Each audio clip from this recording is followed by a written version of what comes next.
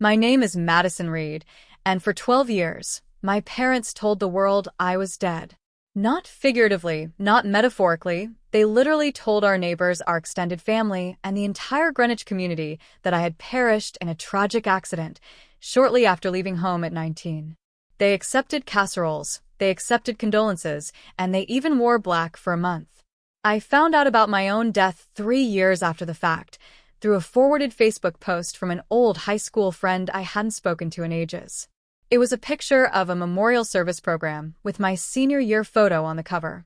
In loving memory, it said.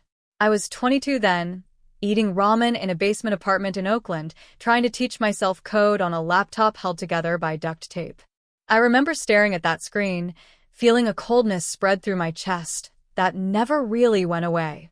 That was the day I stopped being their daughter. That was the day I became something else, something colder, and something harder. Have you ever felt like the invisible one in your own family? Drop a comment and let me know where you're listening from and what time it is for you right now. I would love to know who is part of our community. 12 years have passed since the night my father, Richard, threw my suitcase into the driveway and told me I was a cancer to the family reputation. 12 years of silence. Today, I stood in my corner office on the 42nd floor of the Salesforce Tower in San Francisco. The view usually calms me, the fog rolling over the Golden Gate Bridge and the tiny cars moving like ants below. It reminds me of how small everything really is. But today the view did nothing. My phone, a sleek titanium device that costs more than my first car, sat on the glass desk. It had buzzed once, just once, but that single vibration felt like an earthquake. I looked down at the screen. The number was saved in my contacts, not by name, but simply as the past. I had unblocked it only 24 hours ago, anticipating this moment, but seeing it still made bile rise in my throat. The text message was short. Come home. Emergency dinner at 7 p.m. Don't be late. No, how are you? No, we saw the news. No, I'm sorry we told everyone you were dead. Just a command, as if 12 years were 12 minutes. As if I were still that teenager shivering in a thin coat, waiting for permission to exist. I did not cry and I did not ask why. I just opened my laptop and looked at the numbers. Clarity is a cold comfort, but it is the only one I have. For 12 years, I stayed silent. People might call that cowardice, but they do not understand the invisible chain of the survivor. You do not fight a war when you are starving, and you do not scream when you have no air in your lungs. My silence was not a white flag, it was a fortress. I was building a life, brick by brick, while they were busy polishing a tombstone with my name on it. I realized that my survival had been a house of glass, and it was finally time to throw the first stone. This morning, Forbes had updated their real-time billionaire list. My name was on it, and my net worth was public knowledge. That was the trigger, the only reason the phone had buzzed. The door to my office opened with a soft click and Donovan walked in. Donovan was not just my lawyer, he was my architect of ruin. He was 40, impeccably dressed in a charcoal suit, with eyes that missed nothing and forgave even less. He held a leather folder in his hand. It's time, Madison, he said, his voice low and steady. The jet is fueled. We have a slot at the airport in 4 hours. I turned away from the window. Did you get the final confirmation from the bank this morning? Donovan replied, placing the folder on my desk. Vanguard Holdings now holds the paper on everything, the mortgage, the business loans, and the lines of credit. Even your mother's personal Neiman Marcus card debt. You own it all. I ran my thumb over the leather of the folder. Inside were the weapons I would use to destroy the people who had buried me while I was still breathing. Are you sure you want to do this in person? Donovan asked, watching me closely. We can mail the notices, or we can have the sheriff serve them tomorrow morning. You do not have to step foot in that house. I looked at the scar on my wrist, a faint white line from when I had tripped and cut myself on the rusted gate latch, the night I left. No, I said, mailing a letter is business. This is not business, Donovan. This is a resurrection and they need to see a ghost. I picked up my phone and typed 2 words. I'm coming. The private jet touched down at the airport just as the first flurries of a Connecticut blizzard began to mask the runway. The descent was bumpy, But I did not reach for the armrest. I just watched the gray sky swallow the wings. 12 years ago, I left the state on a Greyhound bus that smelled of stale tobacco and desperation. My entire life was packed into a single suitcase with a broken zipper. Today, I returned in a cabin that smelled of fresh lilies and leather, carrying a folder that could erase 3 generations of history. This was not a homecoming, it was a hostile takeover. Donovan sat across from me, his eyes fixed on a tablet displaying the real-time valuation of the Reed family assets. To him, this was a beautiful arrangement of failing numbers, but to me, it was a ledger of every lie told in my name. We did not speak as the car service, a black, armored Escalade, pulled up to the terminal. The driver held the door open, but the air that hit me did not feel like a greeting, it felt like a warning. Greenwich looked exactly the same, yet entirely smaller through the lens of a billion-dollar net worth. We drove past the country club, and the stone walls looked like a prison I had finally outgrown. Every manicured hedge and oversized mailbox represented a debt I was here to collect. I looked down at the pale scar on my wrist, a permanent receipt of my exit. As we pulled into the cul-de-sac of the Crestwood, the sight was almost comical. The house was draped in thousands of white lights, enough to power a small village, shining with a frantic intensity. It was a desperate performance of prosperity. From the street, the Reed family looked like the gold standard of the neighborhood, but I knew the foundation was sinking under $35 million of debt that I now owned. I was the silent investor in their version of family, and I was about to stop the funding. I stepped out of the car into the biting wind. A garage door opened 2 houses down, and Mrs. Gable stepped out, the neighbor who had given me cookies when I was 6 and cried at the memorial service they held for me 10 years ago. She froze when our eyes met, her hand flying to her throat as if she were seeing a literal apparition. "Madison?" she whispered, her voice trembling in the cold. "Madison Reed?" I gave her a look that was clinical, devoid of the warmth she expected. "Merry Christmas, Mrs. Gable," I said clearly.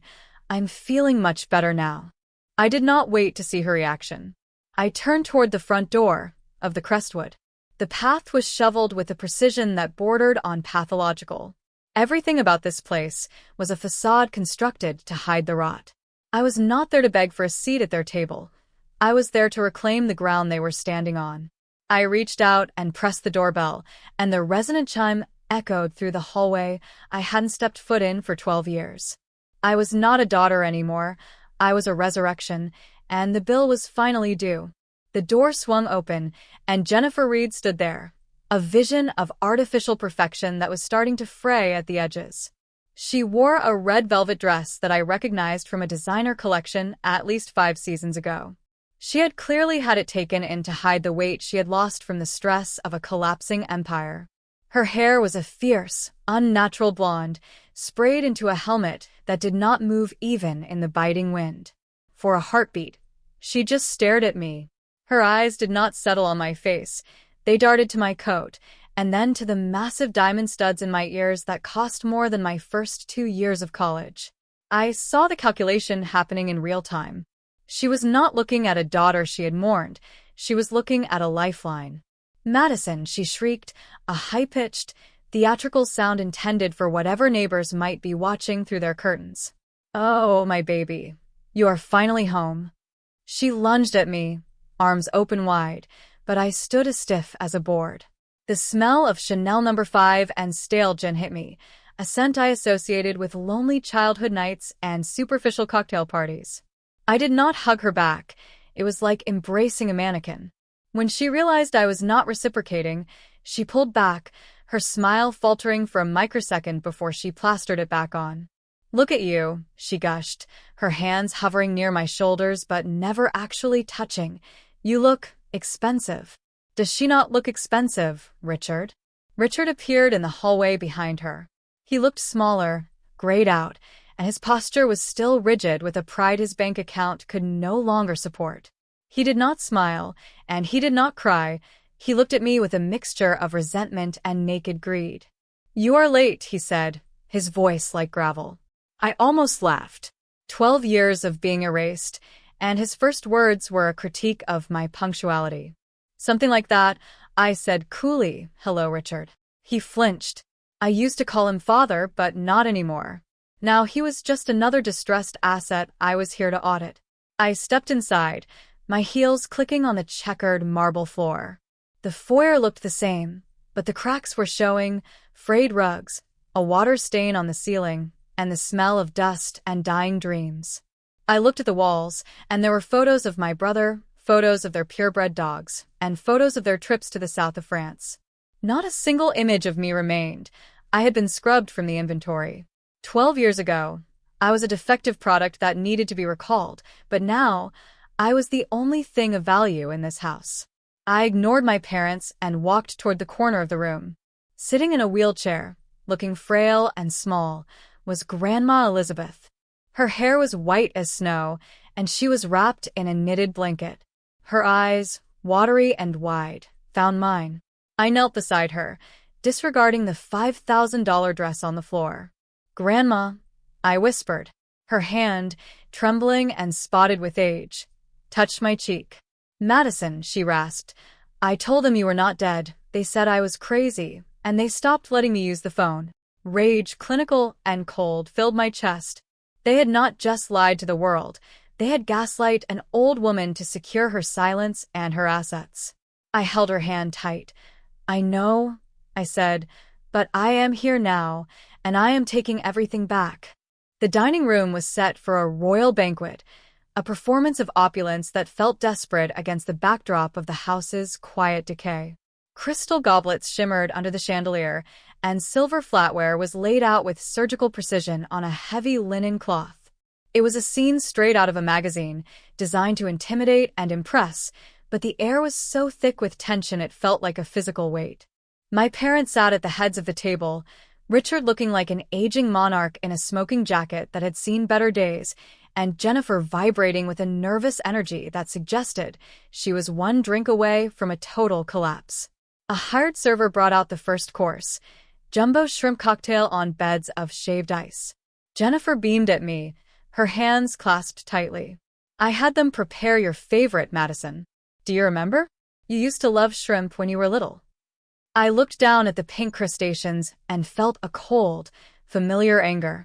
"I have been severely allergic to shellfish since I was 10 years old, Mother," I said, my voice flat and clinical. "I went into anaphylactic shock at my cousin's wedding. You were the one who drove me to the emergency room while I was struggling to breathe. You didn't forget. You just never bothered to learn who I actually am." Jennifer's smile froze, and her eyes darted to Richard for help. "Oh, right. Yes. I must have forgotten. It has been such a long time after all." Richard did not even look up as the server hurried to whisk the plates away. He simply cleared his throat and tapped his wineglass with a fork, the sharp sound echoing through the room. "Let's not get bogged down in trivialities," he said, his voice booming with a projected authority that no longer had a foundation. "We are here to talk about family, to being whole again. The Reed legacy has always been a pillar of this community. We have faced challenges, yes, but we adapt. And now, with Madison back, we are positioned to reclaim our rightful place." I watched him and realized I was witnessing the illusion of power in an empty wallet. Richard truly believed that his status was a birthright, something that existed independent of his actual bank balance. To him, power was not a character trait. It was a luxury item he had rented with money he no longer possessed. He was shouting orders at the ocean while his ship was already underwater, clinging to the wreckage of a reputation that had been hollowed out by years of greed and mismanagement. He did not see a daughter. He saw a $35 million solution to a problem he had created. "The company is experiencing a temporary liquidity crisis," Richard continued, leaning forward and steepling his fingers. "The banks are being unreasonable, and they do not understand the long-term value of our assets. We need a bridge loan to get us through the restructuring phase. We need $35 million, Madison. It's a small price to pay to save the family name." The audacity of the request was breathtaking. He was selling me back my own name, a name they had tried to bury in an empty grave. He expected me to wire him a fortune just so he could keep playing the role of the Greenwich patriarch. Jennifer reached across the table, her hand hovering near mine, her eyes shining with a manic, manufactured hope. Please, baby. You're one of us again. Think of the board meetings, the parties, and your old room. We can be a family just like before. I sat back, my hands resting in my lap, feeling nothing but a sharp, icy clarity. You want me to bail you out so you can keep pretending you're the royalty of Crestwood, I said softly. You want me to save the very brand that you sacrificed me to protect. But math does not lie, Richard, and neither do I. I looked at Donovan, and he did not need a verbal cue. He stood up with the clinical grace of an undertaker and placed the heavy leather folder in the center of the table, right between the untouched wine and the silver centerpieces. Richard stared at it as if it were a bomb, his jaw tightening as he sensed the shift in the room's oxygen. You want $35 million to save a legacy that you've already turned to ash, I said, my voice steady and devoid of the heat Richard expected. But you're asking the wrong person for a loan. You should be asking the owner of your debt. Richard let out a short, forced laugh that sounded like dry leaves skittering across pavement. The banks are handling that, Madison. Vanguard Holdings bought the primary mortgage and the manufacturing liens. We've been in negotiations with their representatives for weeks, and they've been very cooperative about the extensions. They haven't been cooperative, Richard, I countered, leaning forward until I could see the sweat beading on his forehead. They've been documenting. I am Vanguard Holdings. I did not come here to offer you a bridge loan. I came here to audit a bankruptcy. The silence that followed was absolute, the kind of silence that happens right before a building collapses. Jennifer gasped, her wine glass slipping from her fingers and shattering against the mahogany. Red wine bled across the white linen like a fresh wound. Richard's face transitioned from confusion to a sickly shade of gray as he grabbed the documents Donovan slid across the table. He read the header, the assignment of debt, and the signature of the chief executive officer. My signature. This is illegal, Richard stammered, his hands shaking so violently the papers rattled. This is some kind of corporate harassment. You cannot own us. I do not just own the debt on this house and your failing company, I said, opening the black obsidian box I had brought with me. I own the receipts for your crimes. I pulled out a single, laminated document, a claim for a life insurance payout. 10 years ago, you filed a death certificate for Madison Reed. You told the world I died in an accident, but you did not just do it for the reputation. You did it for the money. You cashed in a $750,000 policy on my life to keep your drapes from being repossessed. That is federal insurance fraud. And that folder Donovan just opened? It contains the evidence that you lied to 3 different banks about your assets to secure loans you knew you could never repay. We did it for the family, Jennifer sobbed, finally breaking. We were trying to protect everything we built. You weren't protecting a family, I said, my tone turning lethal. You were protecting a performance, and the show is over. But there is one more thing you did not account for.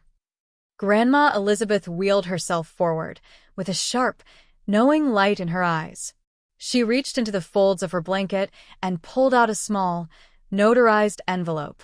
Richard, she said, her voice surprisingly strong. 5 years ago, while you were busy telling everyone I was losing my mind, I signed over my original founding shares of the textile group to Madison. I knew what you were doing, and I knew you were hollow. You do not have a board to appeal to because she holds the majority. You are not just broke, Richard. You are an intruder in her house. Jennifer's knees hit the hardwood with a thud that sounded like the final collapse of everything she valued. She reached out, her fingers trembling toward the hem of my dress, but I did not move. I did not even flinch. I just stood there, watching her as if she were a software bug I was about to patch out of existence. Madison, please, she sobbed, her voice no longer the theatrical shriek from the foyer. It was small and desperate. We are your parents. We gave you life. You cannot just throw us into the street like trash. Think about what people will say. Think about our reputation. That is the difference between us, Jennifer, I said, my voice cutting through her panic with the cold precision of a razor. You are still worried about the audience while the theater is burning down. You didn't give me a life, you gave me a role to play, and when I stopped following your script, you buried me to keep your performance going. For 12 years, I was the silent investor in your version of family. I paid the bill for your lies with my absence, but the subscription has expired. Richard tried to stand, but his legs seemed to have lost their ability to carry the weight of his ego. He gripped the edge of the mahogany table, his knuckles turning a ghostly white. You think you've won because you have money? This name, this house, it belongs to the Reeds. You are a traitor to your own blood. Accounting does not care about blood, Richard, I replied, staring him down until he finally looked away. It cares about assets and liabilities, and for 12 years, you have been a liability that I've been paying for in silence. My compassion was a luxury that you overdrafted a long time ago. This is not a family dispute. This is a liquidation of everything. I signaled to Donovan, and he produced a single, crisp envelope. I took it and set it on the wine-stained tablecloth, right next to the shattered glass. Inside is a check for $1 million. Consider it a charitable donation to the people who were supposed to love me. It is more mercy than you showed me when you threw my suitcase into the snow. Jennifer's eyes widened with a flicker of greed, but I held up a hand to stop her. There are conditions. This money is your exit package. You will sign the surrender of the Crestwood estate immediately.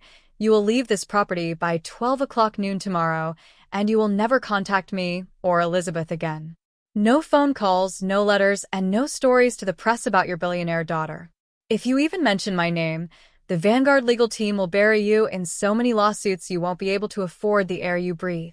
Richard stared at the check, and then at the documents on the table.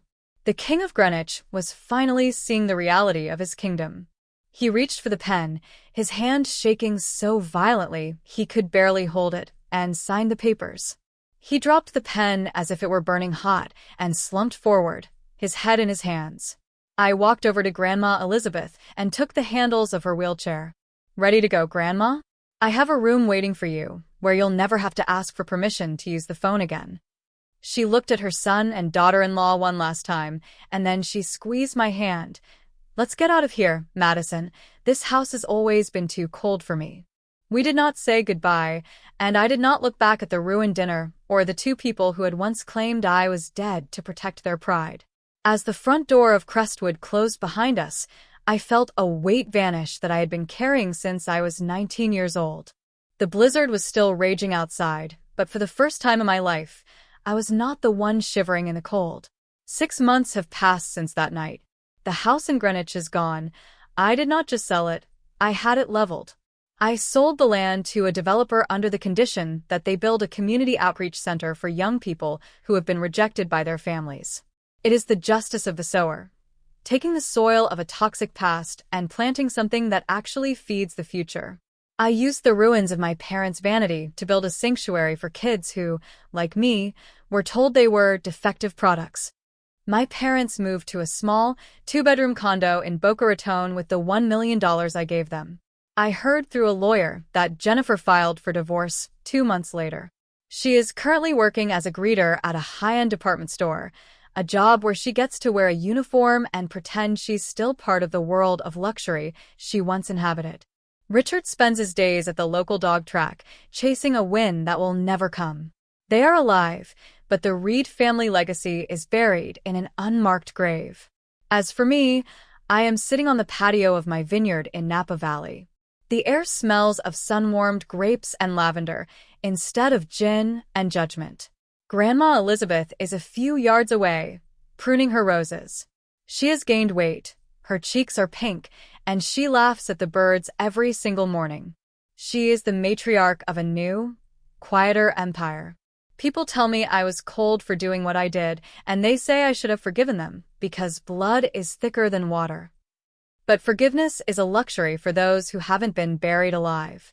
My compassion was a resource they spent until the account was empty. This was not a revenge story, it was a restructuring of reality. I took my name back, I took my life back, and most importantly, I took the truth back. I opened my laptop one last time this evening, and I stared at the spreadsheet titled The Past. I looked at the long list of debts, the interest rates of their betrayals, and the final zero balance. I hit the delete key and felt the last tether snap. I took a sip of wine and watched the sun dip below the mountains. They tried to erase me, so I simply returned the favor. They called me heartless for evicting my own flesh and blood. But tell me, would you warm a snake that already bit you once? Thank you for listening to my story. Madison's journey is proof that the strongest resurrection happens when you decide to thrive in the light they try to take from you. If you believe that justice is a choice we make for ourselves, please hit the like button and share this video. It helps our community grow. I will see you in the next one.